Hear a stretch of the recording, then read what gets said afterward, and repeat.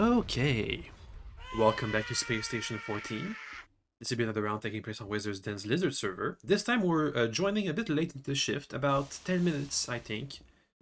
We have to take the shuttle up to the station and get to work. When I get there, I realize that the power is not done. This is an Ember station, it runs on the thermoelectric generator. And I'm the only one here who's working on it, apart from this Atmos techs, who's gonna leave. Importantly, important information, they said they had to go take a pee in character and left, not out of character and went SSD. So yeah, they're gonna be up to no good. Well, I'm the only person about 15 minutes into the round that's working on the engine to get power to the station. And not only that, but there's also a bunch of changes that the Atmos tech that just left made to the engine that's gonna throttle it more than usual. For example, the fact that there's no plasma in the pipes, there's pumps that are pressure pumps, the volume pumps. I'm going to be fast forwarding because that's going to take a while. It's going to take about 5 or 10 minutes, I think, to set all this stuff up. Anyway, I make my share of mistakes too. Well, minor mistakes, mostly inefficiencies. Like for example, here you can see I'm making a fuel pipe to get burn fuel into the burn chamber, but I use more steel than is necessary for that. Anyway. We start the burn, and the engine gets started, but we have to troubleshoot it since we used carbon dioxide in the pipes, which is okay. If we didn't have plasma, carbon dioxide or water vapor would be the next best things to put in the pipes. But anyway, I started the engine, so now we have power. But it's not gonna last for long. There's plenty of problems to solve. It's a pretty weak engine right now. It's not that hot of a burn. It's gonna get cold because there's no way to vent. It's gonna have to be vented and restarted. The pipes are gonna have to be changed. There's gonna need to be plasma inside the pipes. That right now there's carbon dioxide, which is just like a placeholder. Anyway, I tell the Atmos tech that they have to get to work. I make sure to inform the chief engineer that they need to get to work. I try to inform everybody that they need to get to work. And as I'm going to leave to go and work on some other stuff, I realized that no one's gonna be working on that. And I don't want to have to work on that. I already started the engine, saving us from a power blackout. So instead I'm gonna quit. It's being an engineer, well, a good engineer, like I am, that plays engineering all the time, means that sometimes I do a lot of work, which doesn't let the other people in the team learn how to do this kind of work. So for example, right now the chief engineer, who hasn't showed up to do anything. I don't even know if they know how to do the tag. It's a common thing that the chief engineers don't know how to do the tag engine because it's the most complicated engine that engineering has. And it takes a while to learn. The atmospheric sticks, maybe he doesn't know how to do the tag. But I've given him a working setup and an example on how to work it. So I'm just gonna quit engineering because I don't want to have to deal with all the repairs that are inevitably gonna happen. I make sure to warn them all of what's gonna happen, and I go to the head of personnel to resign. This way, these guys will get to learn, but obviously I don't. In the ideal circumstance would be they learn how to work the tag and they repair it. But what I know is gonna happen is they're not gonna try. They're gonna call evac instead and leave, which means that we're about to be in a power blackout in about half an hour. So, I headed the head of personnel to resign from engineering because I don't want to have to deal with this workload. I make sure to warn them too of what's gonna happen. I say it's gonna blow up and fail in half an hour. It's not gonna blow up, it's just gonna stop working. As the gas is gonna get colder, the power is gonna get lower, and the carbon dioxide will get colder too. There won't be much power, so the battery power will come on. Probably somebody's gonna turn on the AME, which means that it's gonna last for a bit, and then no power, and then time to evac.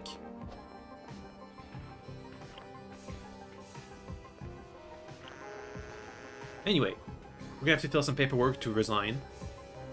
But it does mean I get some time to think about how I can survive the upcoming crisis, because I know in advance, and I make sure to warn everybody that it's gonna happen.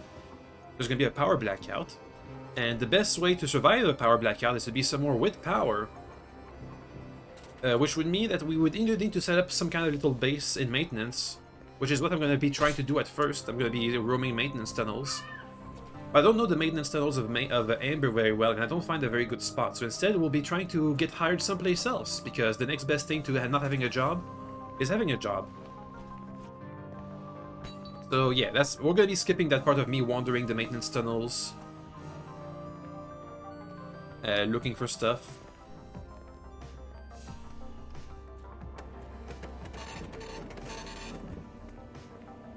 Anyway, here's my resignation letter.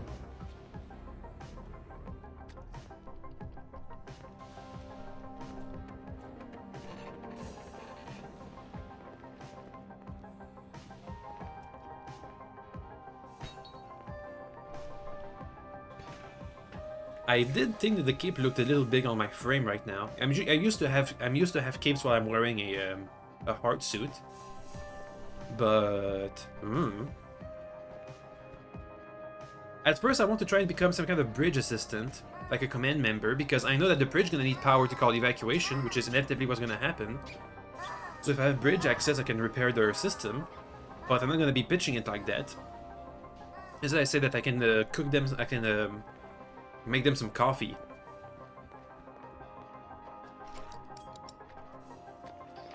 In the end, that's gonna be refused by everybody who I ask. I'm gonna be asking the captain, the head of personnel, and all that stuff. So we skip ahead a lot of time, like 20 minutes in the future.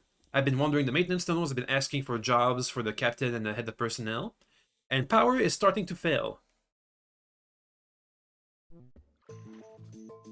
So I say that I can help out Cargo, because Cargo can order, if Cargo has power, first, and I'm part of Cargo, first, that's gonna be good for me, and second, they can order fuel, they can order power, they can order solar panels, they can order other ways to have powers, either for themselves or for the station, if they have money.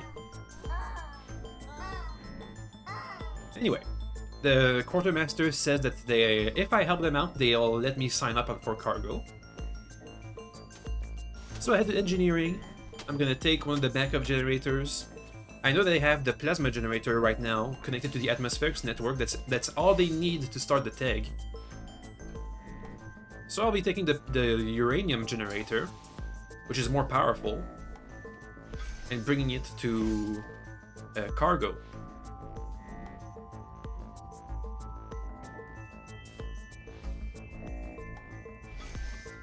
As I can see, that the AME is overloaded right now.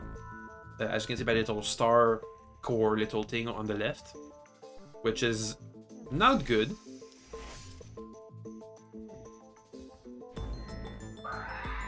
Nobody seems to be working on the TEG.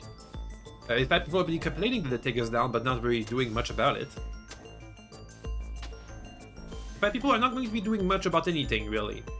It's not gonna get better. It's only gonna get worse. Apart from Cargo. Anyway, so we get the generator to Cargo. And make sure to place it correctly.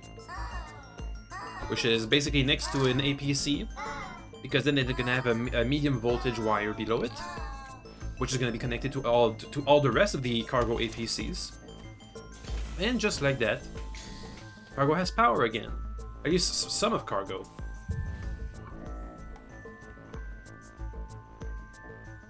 Now we have to make sure that all of the Cargo APCs are getting power.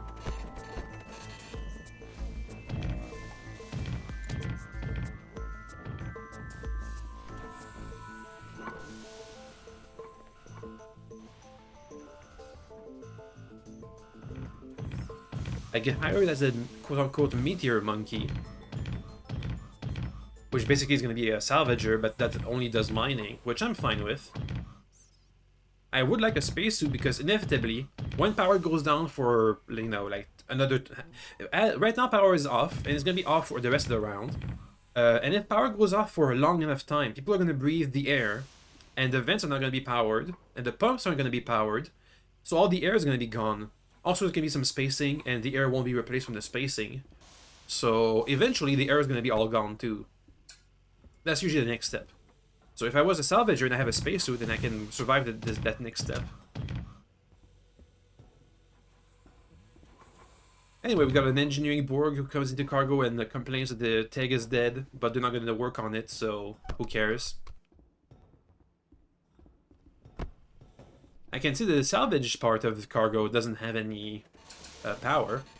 It's been for a long time now. I've stopped packing a T-ray scanner, which would let me see the undercarriage of the station. Instead, I've been trying to, at least I'm hoping, I've been training to identify issue with just my bare eyes. So, for example, here, as you can see, I'm not looking for the wires. I'm just going to make another wire connection from this generator to salvage because I'm guessing that they aren't connected to the same network.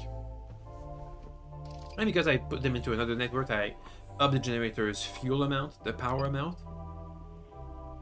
It says it's going to last for half an hour, which is going to be long enough for our purposes.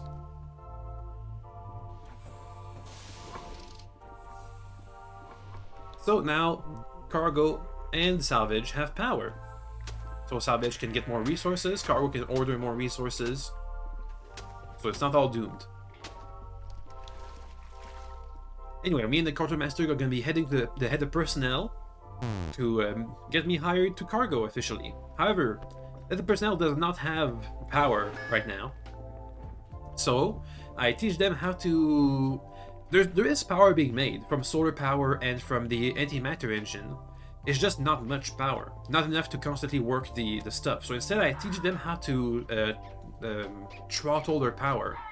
As you can see at the bottom right, there's an APC right there. It just turned green. It's been charging up it's been turned off because the head of personnel has engineering access, so they can turn it off. So they turn it off, let it charge for a bit, and now they can turn it back on. And for a brief moment, they'll have power for all their things.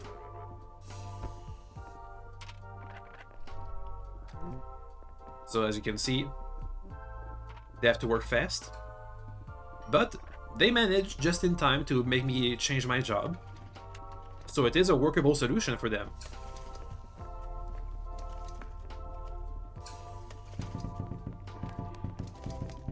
Anyway, so now they can work this trick for anybody who needs their services.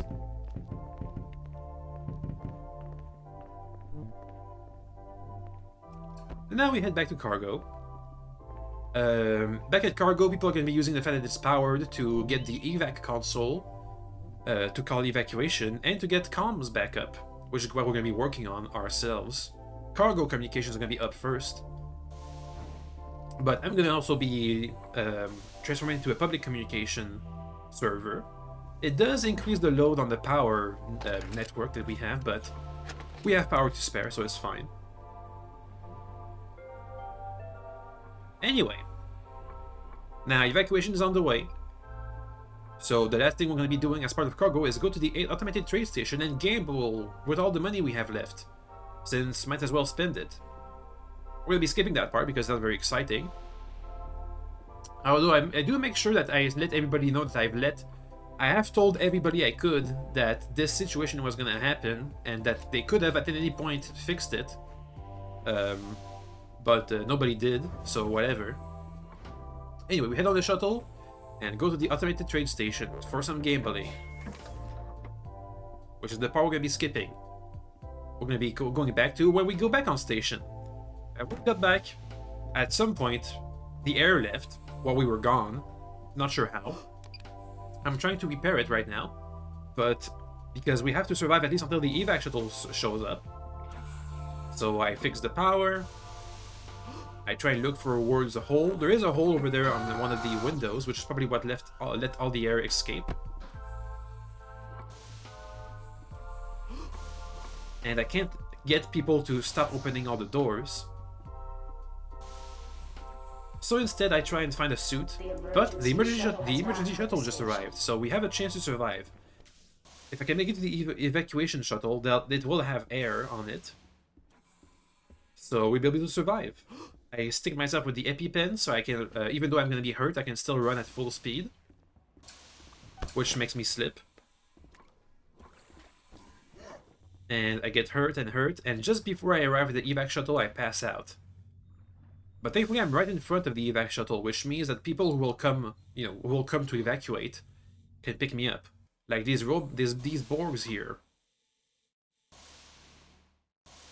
who will drag me onto the evac shuttle.